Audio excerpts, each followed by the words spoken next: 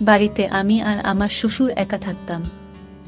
রোজ রাতে আমার শ্বশুর আমাকে একটা নতুন বেডশিট দিয়ে যেত আর বলতো, বৌমা এটাতে ঘুমাও, আর সকাল হলে বেডশিটটা একটা ব্যাগে ভরে নিয়ে চলে যেত। আমার মনের অবস্থা তখন ভালো ছিল না। আমি বিধবা হয়েছিলাম, 1 মাসও হয়নি, কিন্তু একটা জিনিস খুব আশ্চর্যের ছিল, যখনই আমি ওই বেডশিটে শুতাম আমার খুব ঘুম চলে আসতো। রোজ একই কাজ করতে করতে আমি ক্লান্ত হয়ে পড়েছিলাম। একদিন আমার শ্বশুর বেডশিট দিয়ে চলে গেল, কিন্তু আমি বেডশিটটা বিছানায় পাতলাম না, আর ঘুমানোর নাটক করলাম। আর তার 4 মিনিট পর আমার সাথে যা হলো তা জানলে আপনি ভয়ে কেঁপে উঠবেন। তো বন্ধুরা, ভিডিওটি শুরু করার আগে আপনি যদি আমার এই চ্যানেলটির নতুন দর্শক হয়ে থাকেন তাহলে চ্যানেলটি সাবস্ক্রাইব করবেন। আমার নাম রচনা। আমার পরিবারে আমি আর আমার কাকা ছাড়া আর কেউ বেঁচে নেই। কাকা আমার বিয়ে দিয়ে দিল, কিন্তু আমার কাকা কোনো খারাপ মানুষ ছিলেন না, মানে খুব ভালো মানুষ ছিলেন। আমার 17 বছর বয়সে বিয়ে হয়। আমি খুব সুন্দরী ছিলাম, কিন্তু উনি আমার জন্য যে পরিবার পান তারা খুব বড়লোক ছিল না, আবার গরিবও ছিল না, কিন্তু ওনার আর কিছু করার ছিল না, কারণ আমার কাকিমা একদম ভালো মানুষ ছিল না। কোনো ভালো সম্বন্ধ এলে আমার কাকিমা বলতো, আগে নিজের মেয়েদের কথা চিন্তা করো, একে তাড়াতাড়ি বাড়ি থেকে বিদায় করো, না হলে আমার মেয়েদের জন্য ভালো সম্বন্ধ পাবো না। যারাই আসতো তারাই আমাকে পছন্দ করে নিত, কারণ আমি খুব সুন্দরী ছিলাম। আর আমার কাকার মেয়েরা মোটা আর কালো ছিল, কিন্তু তারা আমার সঙ্গে ভালো ব্যবহারই করত। সবকিছু ঠিক ছিল, খালি কখনো কখনো আমার কাকিমা রেগে যেত, কারণ সম্বন্ধ তার মেয়েদের জন্য আসত, কিন্তু তারা আমাকে পছন্দ করে চলে যেত। এমনও হতো যখন সম্বন্ধ আসতো কাকিমা আমাকে লুকিয়ে দিত। তারপর কাকা অধৈর্য হয়ে আমাকে যেখানে পাঠানোর তাড়াতাড়ি পাঠিয়ে দিলেন। কোনো খোঁজ খবরও নিলেন না, বেশি কোনো প্রশ্ন করলেন না। যে বাড়িতে আমার বিয়ে হয়েছিল সেখানে কেউ ছিল না। আমার বর দেরাদুনে চাকরি করত, সেখান থেকে বাড়ি আসতে তার একদিন সময় লেগে যেত, তাই রোজ আসা যাওয়া করতে পারত না। প্রতি 4 মাস অন্তর 1 সপ্তাহের ছুটি নিয়ে আসত। আমি ভাবতাম, ঠিক আছে, বিদেশে তো আর থাকে না, না হলে বছরের পর বছর অপেক্ষা করতে হতো, তাও আসতে পারত না। বাড়িতে আমার শ্বশুর ছাড়া কেউই ছিল না, কিন্তু আমার বর বলল, তোমার চিন্তা করার দরকার নেই। আমার বাবা খুব ভালো মানুষ, আর উনি সত্যিই খুব ভালো মানুষ ছিলেন, আর আমার খুব খেয়াল রাখতেন। দিয়ে 2 সপ্তাহ পর আমার বর আমাকে বলল আমাকে যেতে হবে। আমি শুধু 2 সপ্তাহের ছুটি নিয়েছিলাম। আমি ওকে ভারাক্রান্ত মনে বিদায় দিয়ে দিলাম। ওর নাম ছিল অলোক, আর আমার শ্বশুরের নাম ছিল কমল। আমার শ্বশুরও কাজে যেত, আমি সকাল সকাল ওনাকে টিফিন বানিয়ে দিলাম। উনি কাজে চলে গেলেন। উনি আমাকে বললেন, ঘরের দরজা বন্ধ করে রাখো, কেউ এলে খুলবে না।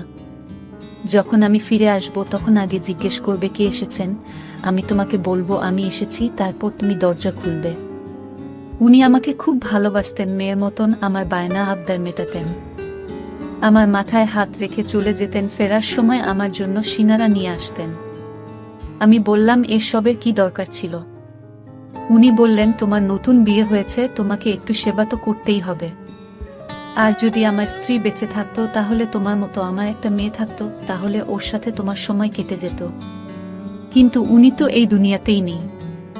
তখন আমি বললাম, কোনো ব্যাপার না, আপনি তো আছেন। এইভাবে উনি প্রতিদিন আমার জন্য কিছু না কিছু নিয়ে আসতেন। উনি এমন একটা জিনিস নিয়ে এলেন একদিন, যেটা আমি কখনো ভাবিনি, আর তাতে আমি একটু অপ্রস্তুতে পড়ে গেলাম। আমার বর সিকিউরিটির কাজ করত, তাই সারাদিন তার ফোনে কথা বলার পারমিশন ছিল না। শুধু রাতে 5 মিনিটের জন্য আমাকে ফোন করত, কিন্তু সে এত ক্লান্ত থাকত যে কথা বলতে বলতেই ঘুমিয়ে যেত। এটা আবার মোটেই ভালো লাগতো না, কারণ আমি সারাদিন এই 5 মিনিটের জন্য অপেক্ষা করতাম। কিন্তু কি করব, ওর কোনো দোষ ছিল না। ওর সারাটা দিন রোদে গরমে দাঁড়িয়ে ডিউটি করত, তাই ক্লান্ত হয়ে যেত। ও বলে, অনেক বড় বিল্ডিং, কিন্তু এটা অনেক ভয়ঙ্কর জায়গা। এখানে এমন এমন জিনিস তৈরি হয় যেটাতে যে কোনো সময় আগুন লেগে যেতে পারে। তাই জন্যই তো এই চাকরিটা ভালো মাইনে পায়, নয়তো আজ তোমাকে আমার থেকে দূরে থাকতে হতো না। একদিন খুব খারাপ খবর এলো, আমার বর এই পৃথিবী ছেড়ে চলে গেছে। যে বিল্ডিংটার সামনে কাজ করত সেই বিল্ডিংটায় আগুন লেগে যায়। আর তাতে আমার বর মারা যায়, এটা আমার কাছে খুব বড় শক ছিল। আমি বিয়ের 2 মাস পরেই বিধবা হয়ে গেলাম। আমার কাকা আমাকে বলল ফিরে চল, কিন্তু কাকিমা চেঁচামেচি করল, বলল এ তো বিয়ের 2 মাস পরেই বিধবা হয়ে গেছে, এ একটা অপ্রিয়া, এর কালো ছায়া আমার মেয়েদের উপর পড়ে যাবে। এই যতদিন আমাদের বাড়িতে ছিল ততদিন কোনো কিছু ভালো হয়নি। যেদিন গেছে সেদিন আমাদের ঘরে একটু সুখ শান্তি এসেছে, আমি ওকে ঘরে ঢুকতে দেব না। বাধ্য হয়ে আমি সিদ্ধান্ত নিলাম আমি শ্বশুর বাড়িতেই থাকব। আমার কাকা বলল চিন্তা করিস না, আজকাল তো বিধবা ডিভোর্সি মেয়েদেরও বিয়ে হয়ে যায়, কাউকে না কাউকে পেয়ে যাবি। আমি তোর জন্য আবার ছেলে দেখব, কিন্তু আমি আর বিয়ে করতে চাই না, কারণ আমার বরের কথা আমার খুব মনে পড়ে। আমার শ্বশুর তাড়াতাড়ি কাছ থেকে বাড়ি ফিরে এলো, আর আমি দেখলাম উনি সাথে করে একটা সাদা রঙের বেডশিট নিয়ে এসেছেন। বললেন বৌমা, এটা বিছানায় পেতে এসো। আমি বললাম ঠিক আছে, কিন্তু আমার ওনাকে এটা জিজ্ঞেস করা উচিত ছিল, এটা পেতে আমি কেন শোব। উনি শুধু আমাকে এটাই বলেছিলেন, এটা তোমার জন্য এনেছি, নিজের বিছানায় পেতে নাও। আমি ভাবলাম বাড়ির জন্য এনেছেন, হয়তো এমনিতেও এই বাড়িতে বেশি কিছু জিনিস ছিল না, আর আমাকে উপহার দেওয়ার মতো কেউ ছিল না। কিন্তু সমস্যা তো তখন হলো যখন সকালে উনি এসে আমাকে বললেন, বৌমা বেডশিটটা আমাকে ফেরত দাও। আমি ভেবেছিলাম উনি এটা আমাকে রাখতে দিয়েছেন। আমি বললাম কিন্তু আমি তো ওটা বিছানায় পেতে দিয়েছি, আর রাতে ওটার উপরে ঘুমিয়েছি। উনি বললেন কোন ব্যাপার না, ভালোই করেছ, রাতে ওটার উপর ঘুমিয়েছ, কিন্তু এখন আমাকে ওটা ফেরত দাও। আমি ওই বেডশিটটা বিছানা থেকে তুলে আমার শ্বশুরকে ফেরত দিলাম। উনি বেডশিটটা ব্যাগে ভরে নিয়ে চলে গেলেন। দেখে তো মনে হচ্ছিল ওটা নতুন আর খুব দামি মনে হচ্ছিল, তাই জন্য হয়তো ফেরত দিতে চলে গেলেন। আমিও বেশ কিছু প্রশ্ন না করে বেডশিটটা ফেরত দিলাম। আবার বরের কথা আমার খুব মনে পড়ত, কিন্তু আজকে রাতে আমি খুব ভালোভাবে ঘুমিয়েছি। কিন্তু আগে বেশ কিছুদিন শুয়ে আমি রাতে বিছানায় শুধু কাঁদতাম, কেঁদে কেঁদে পাগলের মতো হয়ে যেতাম। আমার মনে হতো সব কিছু মিথ্যে। এখনই হয়তো আমার স্বামী ফিরে এসে বলবে ওই খবরটা মিথ্যে ছিল, আমি তো একদম ঠিক আছি, আমার তো কিছুই হয়নি। কিন্তু এগুলো শুধুই মন বোঝানো কথা। এরকম ভাবে কি কেউ ফিরে আসে? জীবন বড় খারাপ জিনিস, মানুষের সাথে ন্যায় বিচার করে না, উল্টে মানুষকে এমন পরিস্থিতির মধ্যে ফেলে দেয় যেটার জন্য সে প্রস্তুত ছিল না। আমি তো কখনো ভাবিনি যে আমি এত তাড়াতাড়ি বিধবা হয়ে যাব। আর আমার স্বামী, যার সাথে আমি মাত্র 2 সপ্তাহ কাটিয়েছি, সে এই পৃথিবী ছেড়ে চলে গেল। আমার মনে শুধু একটাই আশা, হয়তো আমি মা হতে চলেছি। আমার স্বামী মারা গেছে মাত্র 1 মাস হয়েছে। কিছুদিন আর যদি বাঁচত তাহলে হয়তো আমি নিশ্চিত হয়ে যেতাম যে আমি সত্যিই মা হতে চলেছি নাকি সেটা নয়। কারণ যখন আমার স্বামী ফিরে গিয়েছিল তার 20 দিন আগে সে আমার কাছে ছিল, আর তার যাওয়ার 2 দিন পরই খবর এলো যে সে আর বেঁচে নেই। তাই জন্য আমার মনে একটা আশা ছিল। রাতে যখন শ্বশুর ফিরে এলো তখন আবার একটা বেডশিট নিয়ে এলো, বলল বিছানায় পেতে নিতে। আমি বললাম কি ব্যাপার, আপনি ফেরত দিতে কেন গেছিলেন? উনি বললেন যে দোকান থেকে আমি এই বেডশিটটা নিয়েছিলাম, ওই দোকান থেকে আমার বন্ধু ও বেডশিট নিয়েছিল, কিন্তু ও বোন বাবা ওটা দাম কমে গিয়েছে, আর আমারটা দাম বেশি নিয়েছে, তাই আমি ওটা নিয়ে ঝগড়া করতে গেছিলাম। দোকানদার আমাকে 2 টাকা ফেরত দিয়েছে, তুমি গিয়ে শুয়ে পড়ো। আমি বললাম ঠিক আছে। আমি আবার বেডশিটটা পেতে নিয়ে শুয়ে পড়লাম। এমন ঘুমান না, একেবারে সকালে গিয়ে ঘুম ভাঙল। কিন্তু সকালে আমার শরীরটা ভালো লাগছিল না। আমার মনে হচ্ছিল আমি মা হতে চলেছি। তখন আমার মাথাটাও ঘুরছিল, আর গা হাত পা ব্যথা করছিল। কিন্তু সকালে যখন জল খাবার বানাচ্ছিলেন, শ্বশুর আবার এসে বলল বেডশিটটা ফেরত দাও। আমি অবাক হয়ে গেলাম। আমি ওনাকে কিছু জিজ্ঞেস করতে গেলাম তো উনি বললেন আবার এখন টাইম নেই, তাড়াতাড়ি ওটা নিয়ে আসো। আমি তাড়াতাড়ি ওটা এনে ওনাকে দিয়ে দিলাম। উনি কোনো উত্তর না দিয়ে বাজারে চলে গেলেন আর বললেন আমার অনেক কাজ আছে বোমা, তুমি নিজের খেয়াল রেখো। আমি ভাবলাম এসব কি হচ্ছে, কখনো ফেরত দিতে চলে যান, কখনো নিয়ে চলে আসেন, জানি না উনি কি করছেন। বুড়ো মানুষ, এরা খুব সহজেই অন্য লোকের কথা বিশ্বাস করে। যখন বেডশিটটা নিয়েছে তখন চুপচাপ রেখে দিন। 1-2 টাকার জন্য এত ঝামেলা করার কি আছে? আজকাল তো 2 টাকায় একবার খাবারটাও হয় না। কিন্তু আমার শ্বশুরকে কে বোঝাবে? আমার শরীরটা পুরো দিন খারাপ হয়ে রইল। আমি মনে মনে খুশি হলাম যে আমি মা হতে চলেছি। আমি এই জন্য খুশি হয়েছিলাম যে আমার স্বামীর কিছু না কিছু চিহ্ন তো আমার কাছে থাকবে। আমি ভেবে নিয়েছিলাম যে যদি ছেলে হয় তাহলে আমি তার নাম আমার স্বামীর নামে রাখব। এই ভেবে অলোক আমার জীবনে আবার ফিরে আসবে। কেউ তো আমার নিজের হবে, না হলে তো আমার জীবনে নিজের বলে কেউ নেই। একমাত্র স্বামী ছিল সে, ও এই পৃথিবী ছেড়ে চলে গেল। আমার শ্বশুর তো রুটিন বানিয়ে ফেলেছিল। উনি রাতে আমাকে পেয়েছি দিতেন, আবার সকালে ফেরত চেয়ে নিতেন, আর আমি এমন ঘুমিয়ে পড়তাম যে আবার কোনো হুঁশ থাকতো না। আমি কোথাও শুনেছিলাম যে যখন মহিলারা হয় তখন তার খুব ঘুম পায়। তাই জন্য আমি অন্য কিছু না ভেবে এই সব নিয়ে বলেছিলাম। কিন্তু 1 সপ্তাহ পর আমার এই আশাটা ভেঙে গেল। আমার মন খুব খারাপ হলো। আমি গর্ভবতী ছিলাম না, আমার স্বামীর কোনো চিহ্ন আমার কাছে রইল না। আমার খুব বেশি আফসোস লাগছিল, খুব কাছে ছিলাম। শ্বশুরকে এসব কিছুই বলিনি, কিন্তু উনি জিজ্ঞেস করলেন কাঁদছো কেন? আমি বললাম না কিছু না। কিন্তু আবার আমি চিন্তা করতে লাগলাম, যদি আমি গর্ভবতী হব তাহলে আমার এত কেন ঘুম পায়, আমার শরীর এত ব্যথা হয় কেন? আমি তো ভাবছিলাম এসব কিছু গর্ভবতী হওয়ার জন্য হচ্ছে, তাহলে আমার শরীর এত খারাপই বা ছিল কেন? কিন্তু এখন কাকে বলবো? আমাকে ডাক্তারের কাছে নিয়ে চলো। শ্বশুরকে বলতে কেমন অস্বস্তি হচ্ছে। কাকে বলবো? তো কাকা কি ভাববে? যদি আমার স্বামী বেঁচে থাকতো তো ওর সাথে চলে যেতাম। কিন্তু ধীরে ধীরে যন্ত্রণা বাড়তে লাগলো। রাতে খুব গভীরভাবে ঘুমিয়ে যেতাম, বুঝতে পারতাম না কখন ঘুমিয়েছি আর কখন জেগে আছি। আর এদিন এক দৃশ্য দেখে আমি তো অবাক হয়ে গেলাম। দেখলাম আমার শ্বশুর নিজেই বেডশিটটা ধরছে। আমি অবাক হলাম এটা ভেবে যে ইনি চাদরটা ধরছেন কেন? উনি কি মনে করেন যে আমি চাদরটা নোংরা করে ফেলেছি? তাই যদি মনে করে তাহলে আমাকে বললেই পারতেন, আমি নিজে ধুয়ে দিতাম। কিন্তু তিনি চাদরটা নিয়ে কি কাজ করছেন? এটা আমার ঘরে ছিল। আমি মনে করতাম আমার শ্বশুর ছেলের মৃত্যুতে হয়তো পাগল হয়ে গেছেন, অদ্ভুত অদ্ভুত কাজকর্ম করছেন। একটা চাদর গিয়ে বারবার খেয়ে ধরে রাতে বলে পেতে নাও, সকালে বলে ফেরত দাও। এই ধরনের আচরণ তো কোনো নর্মাল মানুষ করবে না। কিন্তু আমি কিছু বলতাম না, কারণ আমার থেকে বেশি ক্ষতি ওনার হয়েছিল। ওনার বুড়ো বয়সের লাঠি হারিয়ে গেছিল। আমার স্বামীর মৃতদেহটাও আমরা পাইনি। শুধু আমাদের এটুকু বলে দেওয়া হয়েছিল যে সে এই পৃথিবী ছেড়ে চলে গেছে। কারণ বিল্ডিং এ আগুন লেগেছিল, তাই বেশিরভাগ লোকের মৃতদেহ পাওয়া যায়নি শেষবারের মতো। আমার শ্বশুর ছেলেকে প্রাণ ভরে দেখে ও নিয়ে আর আমিও দেখিনি।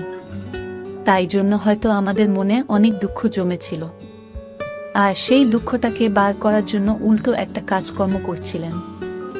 আমি এই বিষয়টায় বেশি গুরুত্ব দিলাম না, আর আমার শরীর আরো বেশি খারাপ হতে লাগলো। আমি আমার শরীর নিয়ে খুব বেশি অসুবিধায় পড়লাম। এখন তো আমি ঘরের কাজ করব ঠিক করে করতে পারছিলাম না। আমার খালি বমি হতো। একদিন আমার শ্বশুর বাড়ি ছিল না, তখন একজন প্রতিবেশী আমার বাড়িতে এলো। আমি তাকে সবকিছু বললাম। সব শুনে সে বলল, তোমার শরীর তো খুব খারাপ মনে হচ্ছে, এরকম ভাবে চললে হবে না। বাড়িতে শুধু যদি শ্বশুর থাকে তাহলে ওনাকে বলবেন না তো কাকে বলবে? এতে লজ্জা পাওয়ার কি আছে? লজ্জা পেতে গিয়ে মরে যাবে নাকি? চলো তুমি আমার সঙ্গে। সে আমাকে হাসপাতালে নিয়ে গেল। ডাক্তার আমাকে চেক করে বলল আমি মা হতে চলেছি। শুনে তো আমি থমকে গেলাম। আমি বললাম, ডাক্তারবাবু এটা কি করে সম্ভব? আমার স্বামী তো মারা গেছে। উনি আমাকে কোনো তারিখের ব্যাপারে জানতে চাইলেন। আমি ওনাকে সবকিছু বললাম। আমি ওনাকে বললাম, হ্যাঁ আমারও আগে মনে হতো এমনটা, কিন্তু সেটাও তো প্রায় 1 মাস হয়ে গেছে। আমার স্বামী 2 মাস আগে আমাদের ছেড়ে চলে গেছে। কিন্তু ডাক্তার বলল কখনো কখনো এরকমটাও হয়, হয়তো আপনার সাথেও এমনটাই হয়েছে। মহিলার শরীরে কোনো লক্ষণ দেখা দেয় না, কিন্তু তবুও সে গর্ভবতী হয়। আমি তো কিছুই বুঝতে পারছিলাম না। তারপর ডাক্তার আমাকে বলল, তুমি কারোর সাথে কোনো নোংরা কাজ করনি তো? আমি বললাম, সৃষ্টিকর্তার দিদি আমি এমন কোনো কাজ করিনি। আমি তো আমার স্বামীকে খুব ভালোবাসতাম। আর আমি ওনাকে বললাম, আমাদের বাড়িতে তো আমার বউ শ্বশুর ছাড়া আর কেউ থাকে না, আর আমি কোথাও যাওয়া আশাও করি না। ডাক্তার বলল, ঠিক আছে দেখো, কিছু মনে করো না। এসব ক্ষেত্রে এই ধরনের প্রশ্ন করা হয়। কিন্তু তুমি মা হতে চলেছ এটা একদম নিশ্চিত। এখন আমি এটা জানি না যে তুমি আমাকে মিথ্যা কথা বলছো নাকি তুমি তোমার তারিখটা বলতে ভুল করছো। আমি আবার হিসাব করতে শুরু করে দিলাম, কিন্তু আমার হিসাব মতো এই বাচ্চাটা আমার স্বামীর ছিল না। আমি ডাক্তারকে মিথ্যা বলে দিলাম, কারণ ডাক্তার হয়তো আমার বদনাম করে দেবে। আমার সঙ্গে আমার পাড়ার মহিলা ছিল, সে বলেছিল সে প্রায় এই ডাক্তারের কাছে আসে, এখন তো সে বাইরে বসেছিল। কিন্তু না জানি যদি কালকে আমার ব্যাপারে কিছু জিজ্ঞেস করে নেয় তাহলে কি হবে। আমি বললাম, আপনি ঠিক বলেছেন, আমি তারিখ গুনতে ভুল করেছি। ডাক্তার আমাকে কিছু ওষুধ লিখে দিলেন আর বললেন, আপনার শরীর একটু বেশি খারাপ অবস্থায় আছে, আপনার নিজের প্রতি অনেক যত্ন নিতে হবে। কিন্তু আমি এটা ভেবে পাচ্ছিলাম না যে বাচ্চাটা কার। যখন থেকে আমার স্বামী মারা গেছে তখন থেকে আমার সাথে এসব কি হচ্ছে। একটা অদ্ভুত ঘটনা আমার সাথে ঘটেছিল, যেটার সাথে আমার শ্বশুর জড়িত ছিল। এটা তো ছিল চাদরের ব্যাপারটা, আর একটা ছিল আমার অজ্ঞান হয়ে যাওয়ার মতো ঘুম পাওয়া। আমি তো খুব চিন্তিত থাকতাম, আমার মনে এতগুলো দুঃখ ভরেছিল, তবু আমি এত নিশ্চিন্তে কি করে ঘুমাতাম। মানুষের পরীক্ষা থাকলেও সে নিশ্চিন্তে ঘুমোতে পারে না। আমার তো জীবন সাথী এই জীবন থেকে চলে গেছিল, আর আমি এরকম নিশ্চিন্তে কি করে ঘুমাতে পারি। কিছু না কিছু গড়বড় নিশ্চয়ই আছে, এটার খোঁজ এবার আমাকেই করতে হবে। এবার আমি ভেবে নিয়েছিলাম যে আমাকে কি করতে হবে, যেটা আমি করছি না, আর সেটা আমার করা উচিত ছিল না। অর্থাৎ একদিনের জন্য আমার রুটিনটা বদলাতে হবে। আর আমার রুটিনটা বদলে ফেললাম, আমি রাতের খাবার খেলাম না। কি জানি, হয়তো আমার খাবারের সঙ্গে কিছু মিশিয়ে দেওয়া হচ্ছে। আমি এটা ভেবে পাচ্ছিলাম না এসব করবে। আমার শ্বশুর আমাকে আবার ওই একই বেডশিট এনে দিল।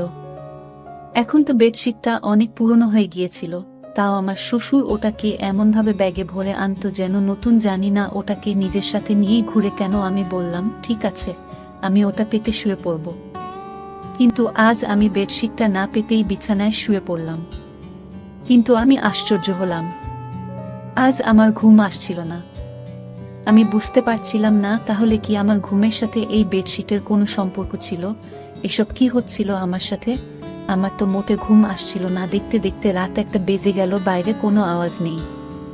কিছুক্ষণ পর একটা আওয়াজ এলো। আমি ভাবলাম হয়তো শ্বশুর জল খেতে বা বাথরুমে যাওয়ার জন্য উঠেছেন। কিন্তু কেউ যেন আমার ঘরের দিকেই আসছিল, আর ঘরের ভিতর ঢুকে পড়ল। ঘরের লাইট বন্ধ ছিল। আমি জোরে জোরে নিঃশ্বাস নিয়ে ঘুমানোর অ্যাক্টিং করছিলাম, কারণ আমি দেখতে চাই এটাকে। এমনিতে আমার খুব ভয় করছিল, আমার ঘরে তার কি কাজ ছিল। কিন্তু কিছুক্ষণ পর যখন সেই ব্যক্তি আমার পাশে এসে শুয়ে পড়ল আর আমাকে জড়িয়ে ধরল, তখন আমি চিৎকার চেঁচামেচি করতে শুরু করে দিলাম। তারপর লাইট জ্বেলে দেখতেই আমি চমকে গেলাম, কারণ সেই ব্যক্তি অন্য কেউ নয়, বরং আমার শ্বশুর ছিল। ওই চাদরটার দিকে দেখলেন আর রেগে গিয়ে আমাকে বলেন, আজকে চাদরটা পাতনি কেন? আমি আরো চমকে গেলাম, কিভাবে কথা বলছে আমার শ্বশুর আমার সাথে। আমি চিৎকার করছিলাম। উনি বললেন, নোংরা মহিলা একটা, চেঁচাচ্ছিস কেন? আমি পুরোপুরি ঘাবড়ে গেছিলাম। আমি বললাম, আপনি এসব কি করছেন? আমার শ্বশুর ঘাবড়ে গেল। আমি আরো জোরে জোরে চিৎকার করা শুরু করে দিলাম। পাড়ার লোকজন সবাই এসে আমাদের দরজা খটখট করতে শুরু করে দিল। সব কি হচ্ছে? সেই মহিলারা আর তার স্বামী বাড়ির ভেতরে ঢুকে পড়ল, যার সাথে আমার একটু বন্ধুত্ব হয়েছিল। আমি ওদের চিৎকার করে শুধু এটুকু বললাম, পুলিশকে ডাকো, ইনি আমার ইজ্জতের উপর হামলা করেছেন। ওরা তো হকচকিয়ে গেল। সারা পাড়ার লোক জড়ো হয়ে গিয়েছিল। পাড়ার লোকেরা সবসময় বিরক্ত থাকত। তারা চোর বা এই ধরনের অপরাধী পেলে তাকে মেরে মেরে তার উপর সব রাগ উগরে দিত। আমার শ্বশুরকেও ওরা ঘিরে ফেলেছিল। তারা বলেছিল, এই পাড়ায় সবাই ভদ্রলোক থাকে, আপনি আপনার বৌমার সাথে এসব কি করছেন? তাছাড়া আমি ওই মহিলাকে আগেই বলেছিলাম আমি মা হতে চলেছি, আর আমি জানি না এই বাচ্চাটাকে। আর আমার শ্বশুর এবার মুখ খুললেন। উনি বললেন, উনি চাদরে ঘুমের ওষুধ মিশিয়ে নিয়ে আসতেন। যখন ওষুধটা আমার নিঃশ্বাসে যেত তখন আমি অজ্ঞান হয়ে যেতাম। আর উনি রোজ আমার ইজ্জতের উপর হামলা করতেন। যবে থেকে আমার স্বামী মারা গেছে তবে থেকে উনি আমার সাথে এটা করছেন। আর এই বাচ্চাটা, উনার সবাই নিজের কানে হাত দিয়ে ছিছি করতে লাগলো। কেউ কেউ বলল, এই ব্যক্তিকে পাড়া থেকে বের করে দাও। কিন্তু আমি আওয়াজ উঠালাম, আমার কাকাকে ও ডাকলাম। আমি বললাম, আমি আত্মহত্যা করব। যদি এই ব্যক্তির শাস্তি না পায় যে কিনা আমার উপর হামলা করেছে, আমি তো এটা নিজে বাবা মনে করতাম। আমার কাকা বলল, এবার তোমার কাকিমা যাই বলুক, পুরো দুনিয়া তোমার বিপরীতে চলে গেলেও আমি তোমাকে আর কিছুতেই এখানে থাকতে দেব না। আমার শ্বশুরকে পুলিশ নিয়ে গেল, আমি আমার কাকার বাড়ি চলে গেলাম। কিন্তু আমি সবসময় টেনশনে থাকতাম, এটা আমার কি হয়ে গেল? আমি তো জীবনে কোনো অসৎ কাজ করিনি, কিন্তু আমার ভাগ্য কেন এরকম হলো? এখন আমার পেটের বাচ্চাটা আমার কাছে নিজের উপর অভিশাপ বলে মনে হচ্ছিল। এখন আমি এই বাচ্চার কি পরিচয় দেব? এই বাচ্চার পরিচয় দেওয়ার মতো কিছুই আমার কাছে রইল না। কিন্তু আমার বিবেক সব সময় আমাকে